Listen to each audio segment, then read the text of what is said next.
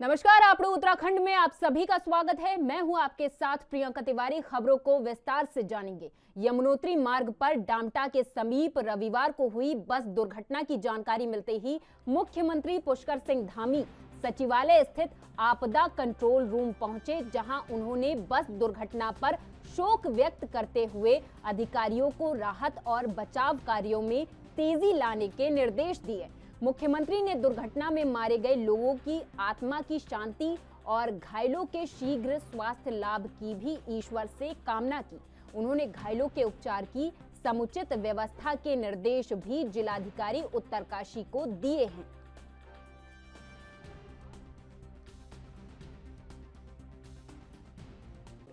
आज बहुत ही दुखद घटना घटित हुई है, जो पन्ना मध्य प्रदेश की बस जिसमें ड्राइवर समेत 30 लोग सवार थे, उसमें से अभी तक 25 लोगों की जो है मृत्यु का समाचार मिला है।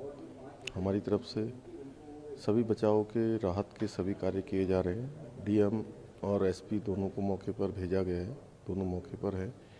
माननीय गृह मंत्री जी ने एनडीआरएफ की टीम भी वहाँ भेजी है। एसडीआरएफ की टीम तत्काल मौके पर पहुँच गई है।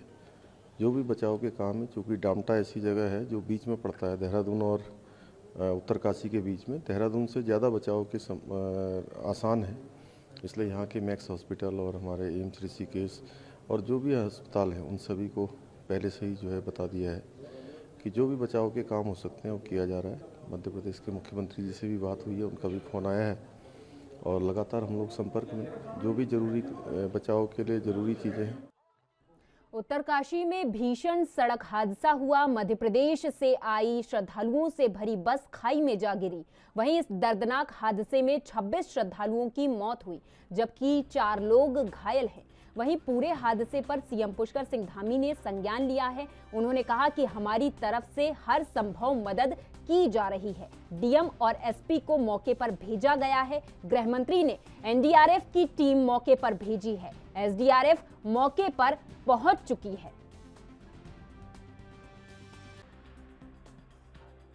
आज बहुत ही दुखद घटना घटित हुई है, जो पन्ना मध्य प्रदेश की बस जिसमें ड्राइवर समेत 30 लोग सवार थे। हमारी तरफ से सभी बचाव के राहत के सभी कार्य किए जा रहे हैं। डीएम और एसपी दोनों को मौके पर भेजा गया है, दोनों मौके पर है। माननीय गृह मंत्री जी ने एनडीआरएफ की टीम भी वहाँ भेजी है। एसडीआरएफ की टीम तत्काल मौके पर पहुँच गई है। जो भी बचाव के काम है, चूँकि डामटा ऐसी जगह है जो बीच में पड़ता है, देहरादून और उत्तरकाशी के बीच में, देहरादून से ज़्यादा बचाव के आसान है, इसलिए यहाँ के मैक्स हॉस्पिटल और हमारे एम्स ऋषिकेश और जो भी अस्पताल हैं उन सभी को पहले से ही जो है बता दिया है कि जो भी बचाव के काम हो सकते हैं वो किया जा रहा है। मध्य प्रदेश के मुख्यमंत्री जी से भी बात हुई है, उनका भी फ़ोन आया है और लगातार हम लोग संपर्क में, जो भी जरूरी बचाव के लिए ज़रूरी चीज़ें हैं वो सब। उत्तराखंड के उत्तरकाशी स्थित डामटा के पास तीर्थयात्रियों से भरी बस गहरी खाई में गिरने से कम 26 लोगों की मौत हो गई। वहीं इस हादसे में 4 लोग गंभीर रूप से घायल हैं, जिन्हें उपचार के लिए हायर सेंटर भेज दिया गया। आपको बता दें कि मुख्यमंत्री शिवराज सिंह चौहान और सीएम पुष्कर सिंह धामी भी घटनास्थल पर पहुंचे। शिवराज सिंह चौहान ने मृतकों को परिजनों को आश्वासन भी दिया है। सुनिए।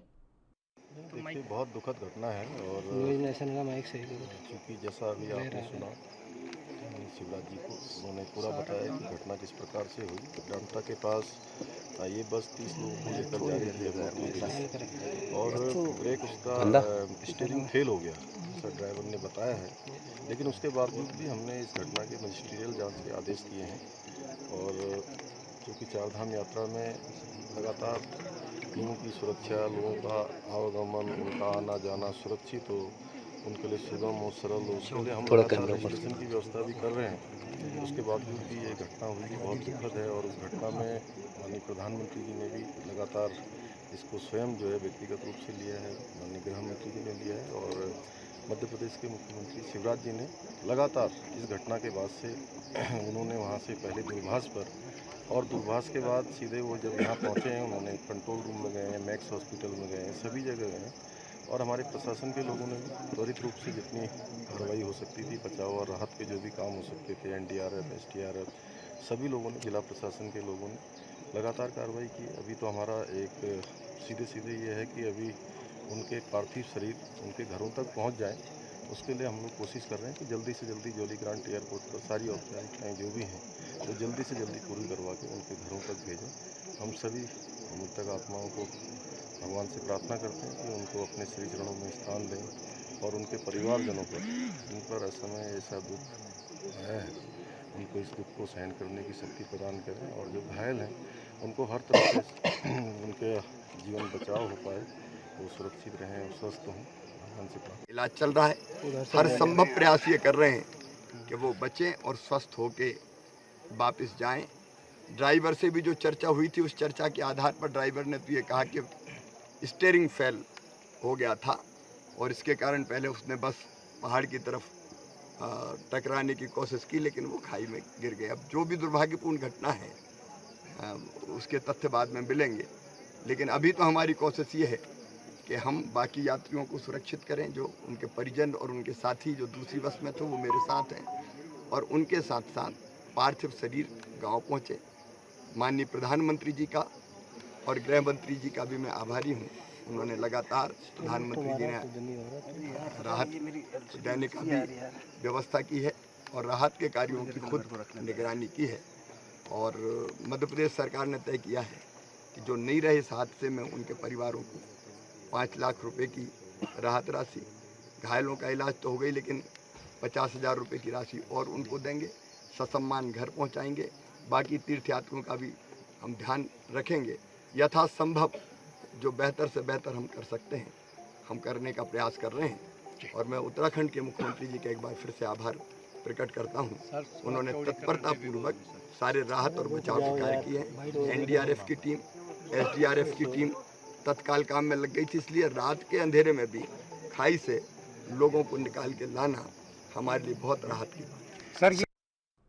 चंपावत उपचुनाव में कांग्रेस को मिली करारी हार के बाद उत्तराखंड के पूर्व मुख्यमंत्री हरीश रावत का बड़ा बयान सामने आया है। हरिद्वार में एक धार्मिक कार्यक्रम के दौरान हरीश रावत ने राज्य सरकार पर हमला बोला है। हार पर हरीश रावत ने कहा कि चंपावत चुनाव का परिणाम पहले से तय था, मगर जिस तरह से मार्जिन बढ़ाने की होड़ पूरी सरकार में मची हुई थी, उसके परिणाम कांग्रेस से ज्यादा उत्तराखंड की राजनीति और उत्तराखंड के लिए चिंताजनक है। हरीश रावत ने हार के लिए किसी को जिम्मेदार नहीं ठहराया। उन्होंने कहा कि हार की जिम्मेदारी पार्टी और पार्टी अध्यक्ष तय करेंगे। हरीश रावत ने कहा कि चंपावत उपचुनाव में मार्जिन बढ़ाने के लिए लोकतंत्र को कुचला गया। जिस तरह के समाचार आए वह चिंताजनक हैं। हरीश रावत ने यह भी कहा कि वह लोकतंत्र को बचाने की लड़ाई लड़ेंगे और इसके खिलाफ आवाज बुलंद करेंगे।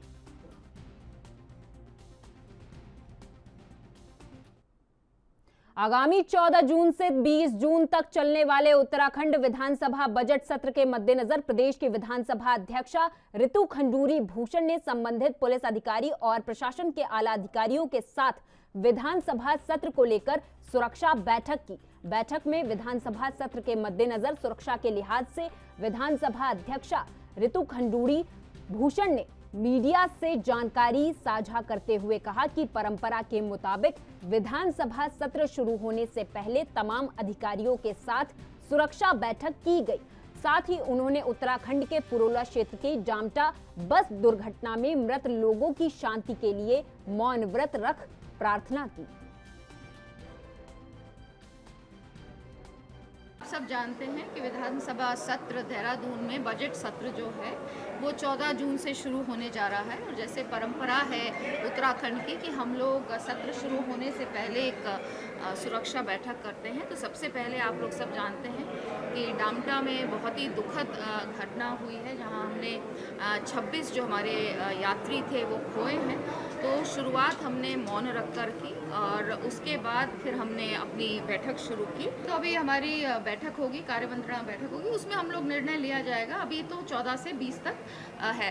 देखिए, मैं बार बार इस बात को कहती हूँ, सत्र लंबा होना चाहिए लेकिन साथ ही साथ विधायी कार्य भी तो होने चाहिए। अगर कार्य नहीं है, एक दिन का सत्र चलाने में खर्चा बहुत ज़्यादा आता है। ये हमें आम जनता को बताना चाहिए कि सत्र कोई ऐसे ही नहीं, फ्री में नहीं चलता है, उसमें खर्चा बहुत आता है। और अगर कोई कार्य ना हो तो फिर क्योंकि मुझे 20 दिन चलाना है तो मैं सत्र चलाऊंगी, इसके पक्ष में मैं बिल्कुल नहीं हूँ। अगर 20 दिन का काम काज मेरे पास होगा तो निश्चित तौर पर 20 दिन के लिए चलेगा। और अगर 7 प्रदेश के पूर्व मुख्यमंत्री, पूर्व केंद्रीय मंत्री और हरिद्वार से सांसद डॉक्टर रमेश पोखरियाल निशंक के लोक निर्माण विभाग के विश्राम गृह में पहुंचने पर पार्टी कार्यकर्ताओं ने उनका जोरदार स्वागत किया। डॉक्टर निशंक ने कहा कि देश के प्रधानमंत्री नरेंद्र मोदी के नेतृत्व में केंद्र सरकार के 8 साल का कार्यकाल पूरा हो गया है। उन्होंने कहा कि प्रधानमंत्री के इस कार्यकाल को लेकर देश भर के कार्यकर्ताओं के साथ ही आम जनमानस में भी इससे खुशी है। उन्होंने कहा कि देश की आजादी के बाद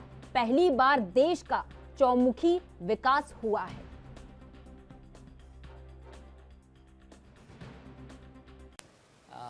मैं इनको मोदी जी के 8 साल पूरे होने पर इनको बधाई देने के लिए आया हूँ यहाँ पर। और मैं सोचता हूँ सुशासन, सेवा और समर्पण का जिस तरीके से उन्होंने एक अद्भुत उदाहरण प्रस्तुत किया, न केवल हिंदुस्तान के अंदर बल्कि पूरी दुनिया के अंदर, इससे हिंदुस्तान का बच्चा बच्चा भी गौरवान्वित महसूस होता है कि हमको देश का एक ऐसा प्रधानमंत्री मिला है जिसने हिंदुस्तान की पहचान को पूरे विश्व के फलक पर श्रेष्ठतम किया है। और हमारे इस प्रदेश के बहुत ही सुयोग्य और लोकप्रिय मुख्यमंत्री जिस तरीके से उन्होंने रिकॉर्ड तोड़ा, शायद इस रिकॉर्ड को कोई भविष्य में तोड़ पाएगा, नहीं तोड़ पाएगा, बहुत मुश्किल होगा। 94% मतों को प्राप्त करके ये दिखा दिया है कि अब उत्तराखंड की धरती पर केवल भारतीय जनता पार्टी रहने वाली है और किसी दल का अस्तित्व रहेगा भी नहीं। तो रिकॉर्ड भी उन्होंने ही तोड़ दिया। और यदि आप देखेंगे तो उनके नेतृत्व में चुनाव लड़ा 47 सीट। अध्यक्ष जी और सभी दलों के साथ बैठकर।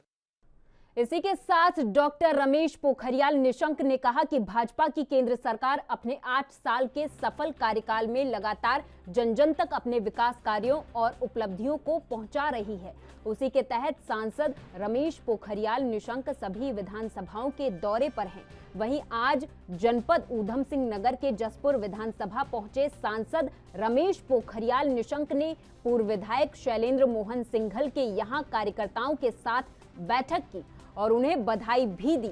वहीं पत्रकारों से बात करते हुए बताया कि सभी विधानसभाओं के पदाधिकारियों के साथ बैठक की जा रही है और उनकी सेवा के समर्पण पर उन्हें बधाई भी दी जा रही है।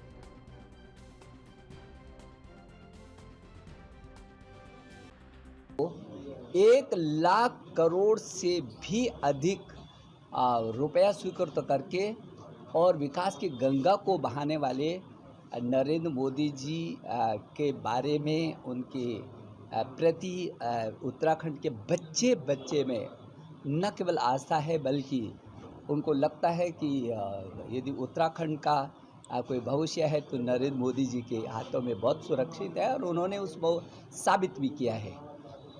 हमारे प्रदेश के बहुत ही लोकप्रिय मुख्यमंत्री पुष्कर धामी जी को जो जीत हासिल हुई है उसने बहुत रिकॉर्ड तोड़ा है और मुझे लगता है कि ये रिकॉर्ड 94% मत को लेना ये सामान्य बात नहीं है, ये पूरे देश का अपने ढंग का रिकॉर्ड है। लोगों ने ये मन बना दिया कि अब भारतीय जनता पार्टी की सरकार यहाँ और वहाँ है। यदि विकास हो सकता है, हुआ है तो क्यों। राजस्थान के उदयपुर में हुए कांग्रेस के संकल्प शिविर की तरह अब उत्तराखंड के सभी जिलों में कांग्रेस 11 से 14 जून तक अपने जिला स्तरीय नेताओं के साथ मंथन करेगी। कांग्रेस हाईकमान ने सभी प्रदेशों में इस तरह के शिविर कराए जाने पर जोर दिया है। कांग्रेस अपने बुरे दौर से बाहर निकलने के लिए अपने हर एक कार्यकर्ता को मजबूत कैसे करे, इस पर काम कर रही है। साथ ही किस तरह से प्रदेश में आगे की रणनीति बनानी है, इस पर कांग्रेस का फोकस है। उदयपुर में जो नव संकल्प ऐलान हुआ है, उस नव संकल्प ऐलान को ग्रास रूट तक पहुंचाने के लिए जो चुनौतियां हमारे देश के सामने इस समय खड़ी हैं, महंगाई हो, बेरोजगारी हो, कृषि के सवाल हो, सार्वजनिक उपक्रमों को बेचने का मामला हो, देश को धार्मिक आधार पर विभाजन करने का एक बार फिर से कुप्रयास किया जा रहा हो, इन सब के खिलाफ कांग्रेस कार्यकर्ता किस प्रकार से अपने को संगठित करके लड़ाई लड़ेंगे, इसके लिए हमने पहले राज्य स्तर पे 1 व 2 जून को कार्यशाला करी। अब हम जिला स्तरीय कार्यशालाएं 11 जून से 14 जून को करने जा रहे हैं। नव संकल्प क्रियान्वयन कार्यशालाएं राज्य के प्रत्येक 13 जनपदों में से हर प्रशासनिक जनपद में आयोजित की जा रही है। पार्टी के प्रदेश अध्यक्ष करण महाराज जी ने प्रत्येक जनपद के लिए प्रभारी नियुक्त किए हैं, मुख्य प्रवक्ता नियुक्त किए हैं। सब लोग जाकर के इन कार्यशालाओं को करेंगे और उसके बाद 9 अगस्त से 15 अगस्त तक हम लोग जो पूरे देश के अंदर भारत जोड़ो अभियान चला रहे हैं, उत्तराखंड में भी उसको धूमधाम से चलनी चाहिए। और सरकार को आगे आकर के प्रधानमंत्री जी को स्वयं जब वो फिल्म के प्रमोशन के लिए लोगों से अपील कर सकते हैं, तो आज जो कश्मीरी पंडित और कश्मीरी आम नागरिक वहाँ पर चिल्ला रहा है, चीख रहा है, उसकी जान जा रही है, उसके बारे में निश्चित तौर पे प्रधानमंत्री जी को आगे आकर के कुछ कहना चाहिए। चारधाम यात्रा के लिए ऋषिकेश और हरिद्वार में बिना रजिस्ट्रेशन के ही यात्रा के लिए आ चुके लोगों का मौके पर ही पंजीकरण किया जाएगा। इसके लिए प्रदेश में कुल 18 फिजिकल रजिस्ट्रेशन केंद्र बनाए गए हैं। ये बात केंद्रीय पर्यटन सचिव दिलीप जावलकर ने ऋषिकेश का दौरा करने के बाद सचिवालय में पत्रकारों से कही। उनके मुताबिक फिलहाल ऋषिकेश हरिद्वार में कोई बैकलॉग नहीं है, सभी यात्रियों का पंजीकरण किया जा रहा है। पर्यटन सचिव ने बताया कि प्रतिदिन औसतन 5 से 6 हजार ऐसे श्रद्धालुओं को पंजीकृत करते हुए यात्रा पर भेजा जा रहा है जो बिना पंजीकरण के पहुंच गए थे। ऋषिकेश में ISBT और हरिद्वार में चमगादड़ टापू पर फिजिकल रजिस्ट्रेशन काउंटर बनाए गए हैं। राज्य भर में कुल 18 फिजिकल पंजीकरण केंद्र बनाए गए हैं। उन्होंने बताया कि यात्रियों की सुविधा के लिए पंजीकरण केंद्रों और मंदिरों में दर्शन के लिए टोकन सिस्टम की व्यवस्था की गई है।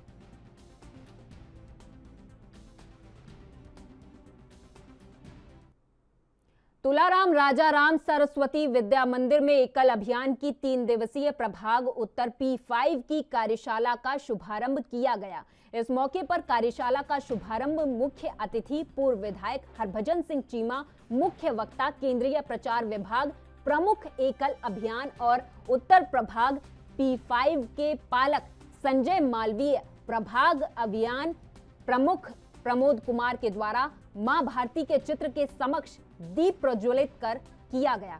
इस मौके पर संजय मालवीय के द्वारा अखिल भारतीय स्तर पर एकल अभियान के सफल संचालन के संदर्भ में विस्तृत जानकारी दी गई।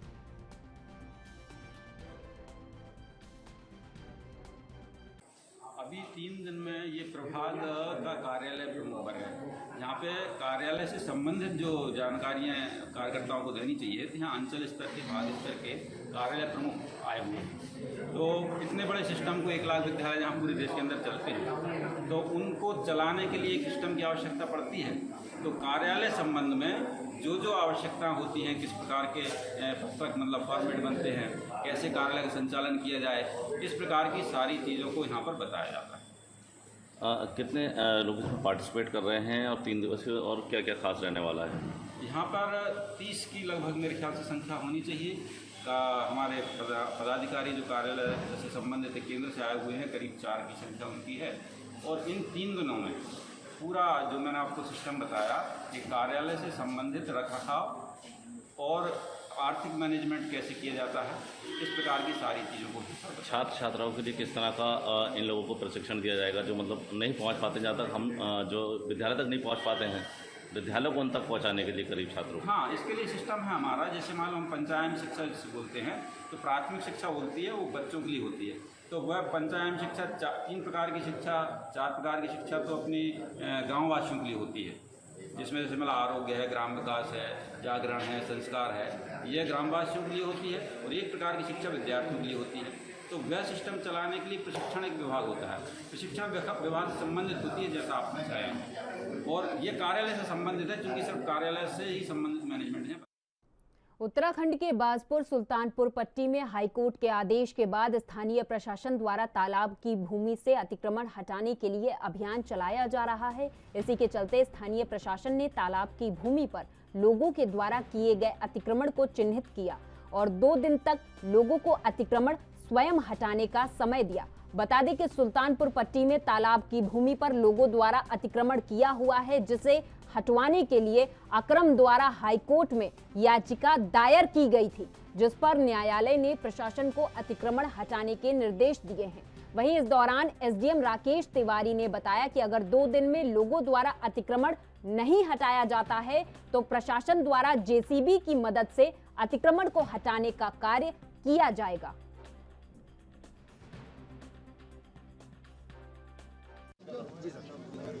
जो सुल्तानपुर पट्टी में तालाब की ज़मीन है तो उसमें मोहम्मद अकरम बनाम स्टेट में आदेश हुए थे कि जो इस तरह की जलमग्न तालाब आदि की भूमि उनको खाली करवाया जाए। तो इस संबंध में 3-4 कैटेगरी चिन्हित की गई थी और कमेटी बनी थी यहाँ एसडीएम की अध्यक्षता में। तो उसमें कई लोग आए और कुछ 5-7 लोग गए हैं जो माननीय उच्च न्यायालय, जिसमें से कुछ लोगों का स्थगन आदेश है। उसमें कॉम्प्लेक्स वगैरह के संबंध में हमने लैंड भी प्रपोजल भेज रखा है, लेकिन 31 लोग ऐसे थे जो बिना सक्षम प्राधिकारी की अनुमति के और राज्य सरकार की तालाब की भूमि पे बैठे थे। उसमें सरसरी उप जिलाधिकारी न्यायालय जो है हमारा विहित प्राधिकारी, उसमें सरसरी तौर पे सुनवाई हुई थी और सुनवाई होने के बाद 11 फरवरी 2021 को आदेश हुआ था बेदखली का। उसके पश्चात लगभग 1 साल हो गया और ये यहाँ से बेदखल नहीं हुए। काफ़ी समय दिया गया और 2-3 बार मुनादी कराई गई, जनवरी में कराई गई थी और अभी हम 1 सप्ताह से मुनादी करवाए रहे हैं। तो कहीं अभी तक कोई संज्ञान में नहीं आया कि कोई किसी प्रकार का माननीय न्यायालय से स्थगन आदि है। तो अब इसमें चिन्हीकरण करवाया जा रहा है और 2-1 दिन में इसकी डिमोलिश की कार्रवाई की जाएगी ताकि इसमें जो है तालाब का स्वरूप दिया जा सके और माननीय न्यायालय के कंप्लायंस किया जा सके। सर, यहाँ पे जैसे गुहार लगा रहे हैं कि कुछ समय का दिया जाए यहाँ, तो उसमें कुछ देखिए, हमने आपको बताया कि 11 फरवरी 2021 को आदेश हुआ है, तो मुझे लगता है 1.25 साल का समय कम नहीं होता, काफ़ी समय होता है और इनके द्वारा कोई भी कार्रवाई किसी भी स्तर पे इन 31 के द्वारा नहीं की गई।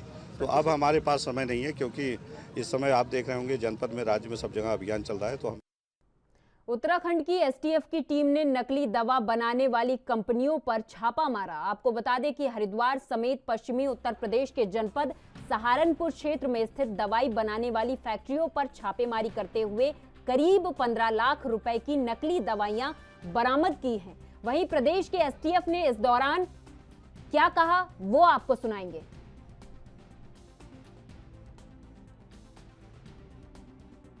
विगत कुछ दिनों से बाजार में जो है नकली दवाएं मिलने की सूचना प्राप्त हो रही थी। इस पर स्टेट की टीम लगातार काम कर रही थी। कल देर रात्रि इसमें 3 जगह को चिन्हित किया गया, जिसमें भगवानपुर में एक फैक्ट्री है जो पूर्व में भी फार्मास्यूटिकल की कंपनी के नाम पर वहाँ पर काम चलता था। इसी तरह लक्सर में भी एक फैक्ट्री को चिन्हित किया गया जहाँ पर अन्य किसी माध्यम से फैक्ट्री बनाई गई और वहाँ पर नकली दवाओं के रैपर और दवाइयों को पैक किया जा रहा था। इसी प्रकार सहारनपुर क्षेत्र में भी एक फैक्ट्री को चिन्हित किया गया जहाँ पर टीम हमारी पहुँची और वहाँ पर इस तरह के नकली बॉक्सेज और मेडिसिन के काफ़ी सारे वहाँ सामान मिले। पूरी कार्रवाई में अभी तक इसमें 10 से 15 लाख जो ऐसी टैबलेट्स थी वो मिली, जो खासकर एंटीबायोटिक की हैं। विभिन्न कंपनियों के रैपर मिले हैं जो अलग अलग स्थानों पर जो कंपनी मैन्युफैक्चर होती है, लेकिन वो यहाँ पर नकली बनाई जा रही थी। इसमें ड्रग इंस्पेक्टर और अन्य टीमों को लगाया गया है। वेरिफिकेशन का काम चल रहा है। इसमें 4-5 लोग को चिन्हित किया गया जो काम कर रहे थे, उनसे पूछताछ की जा रही है। ऐसी जगहों को भी चिन्हित किया गया है जहाँ पर इस तरह के रैपर्स और नकली रैपर से प्रिंट किए जा रहे हैं, वहाँ भी टीमें भेजी गई हैं। चूँकि ये कार्रवाई अभी चल रही है, पूरी समस्त कार्रवाई होने के उपरांत ही इसमें पूरा डेटा शेयर किया जा सकेगा। लेकिन अभी तक जो जानकारी है उसमें 3 जगह ऐसी पर छापा पड़ा है जहाँ पर 10 से 15 लाख टैबलेट्स और नकली रैपर्स और काफ़ी सारा मटेरियल ऐसा मिला है जिससे करोड़ों की मेडिसिन को तैयार किया जा सकता है। उत्तराखंड में इस साल की गर्मी ने सभी रिकॉर्ड अभी तक के तोड़ दिए हैं। आपको बता दें कि देहरादून में बीते 10 सालों में इस रविवार को सबसे गर्म दिन रहा। रविवार को प्रदेश में अधिकतम तापमान में 6 डिग्री सेल्सियस अधिक रहा। रविवार को गर्मी के सारे रिकॉर्ड तोड़ते हुए प्रदेश में 41.6 डिग्री सेल्सियस के आंकड़े को छू लिया है। प्रदेश में अभी तक की सबसे ज्यादा गर्मी देखी गई। उत्तराखंड में इस साल की सभी गर्मियों के रिकॉर्ड टूट चुके हैं।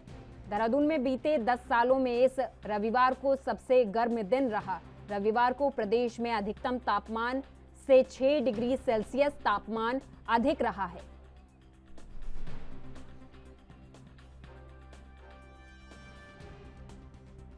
इस साल की गर्मी के सभी रिकॉर्ड अभी तक टूट चुके हैं। उत्तराखंड में इस साल की सबसे ज्यादा गर्मी रविवार को देखने को मिली, जहां पर लोग गर्मी से बचने के लिए पेय पदार्थों का सहारा लेते हुए नजर आए। वहीं पर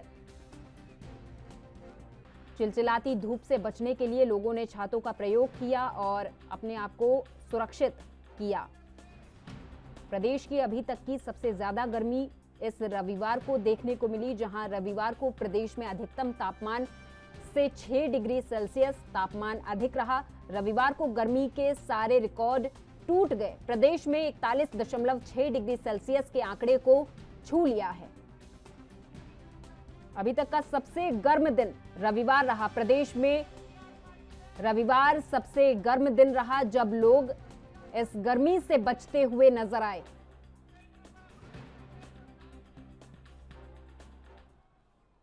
और मेरे साथ इस खास पेशकश में बस इतना ही। आप देखते रहिए ANB न्यूज। नमस्कार।